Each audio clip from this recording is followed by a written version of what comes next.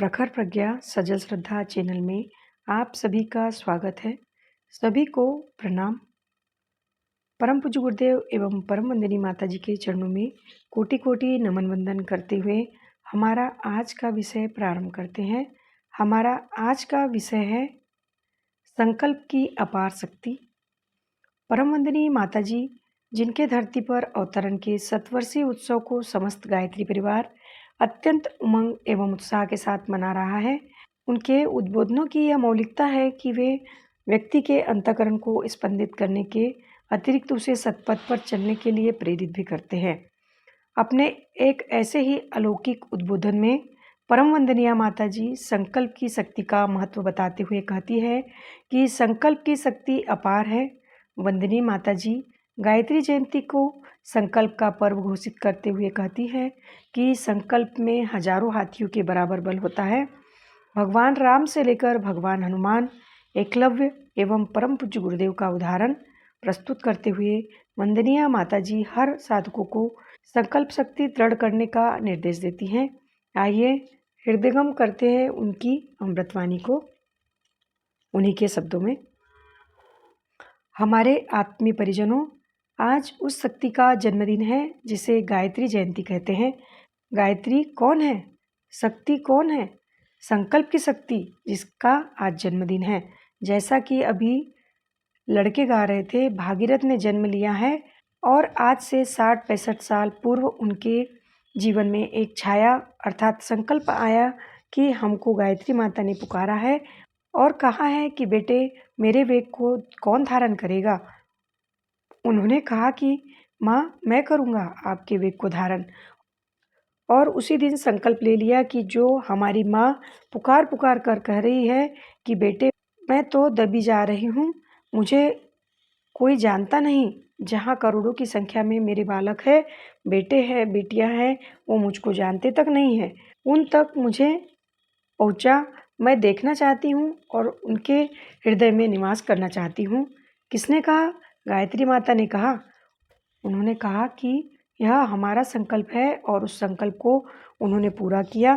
कहते हैं कि संकल्प में हजार हाथियों का बल होता है। जिसका संकल्प अटल होता है उनका संकल्प पूर्ण होने में देरी नहीं लगती। माँ गायत्री को आने में देर नहीं है और आज के दिन वे अवतरित हो गई और उनका वेग उनके बेटे भागीरथ ने संभाला। कैसे?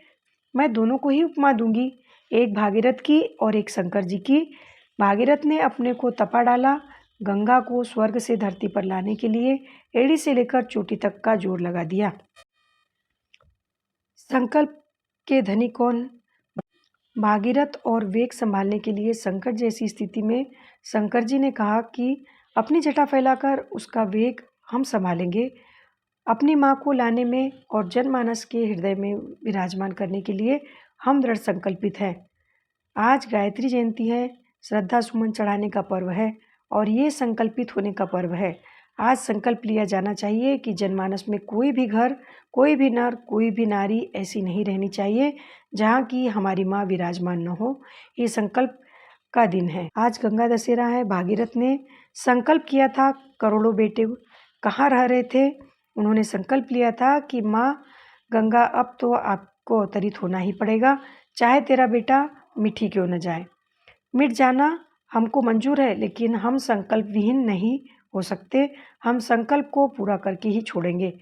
शंकर जी ने कहा कि तू ले जाएगा गंगा? उन्होंने कहा कि गंगा जी को आना ही पड़ेगा क्योंकि हमारे अंदर संकल्प की शक्ति है।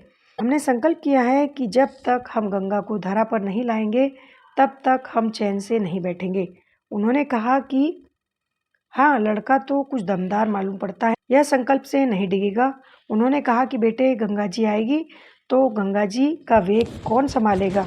कोई संभालेंगे, चाहे नहीं संभाले, लेकिन गंगा को आना पड़ेगा क्योंकि भक्त से भगवान छोटा होता है, भक्त बड़ा होता है, भगवान छोटा होता है। आर्तनाद सुन करके माँ नहीं आएगी, आना ही पड़ेगा।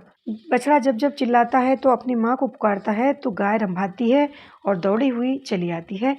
बछड़ा गाय के समीप आता हुआ चला जाता है। शंकर जी ने भी अपनी जटाओं को फैला दिया। उन्होंने कहा कि मेरी ये जटाएं फैली हुई है, गंगा आ, और गंगा आ गई। आज दो पर्व है, गायत्री जयंती और गंगा दशहरा। दोनों पर्व एक साथ, एक ज्ञान की गंगा और दूसरी पतित पावनी गंगा है। ज्ञान की गंगा का अवतरण आज के दिन हुआ।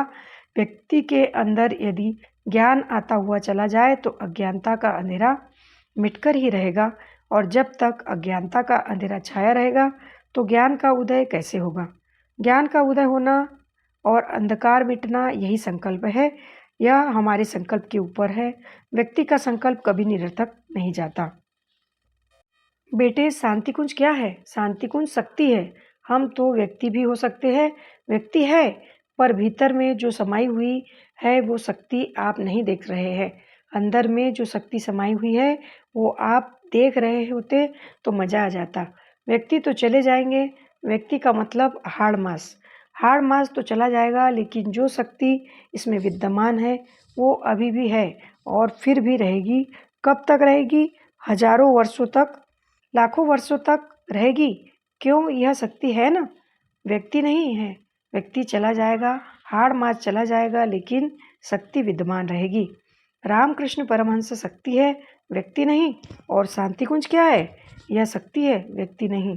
यह शक्ति विद्यमान है और यह हजारों वर्षों तक और लाखों वर्ष तक विद्यमान रहेगी।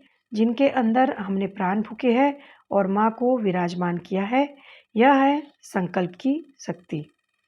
हमारा आज का विषय यहीं समाप्त होता है। अगर आपको हमारा ऑडियो अच्छा लगा हो तो लाइक और कमेंट्स कीजिए तथा अपनों से शेयर कीजिए और हमारे चैनल को सब्सक्राइब कीजिए ताकि हमारे वीडियो की नोटिफिकेशन सबसे पहले आप तक पहुंच सके। धन्यवाद।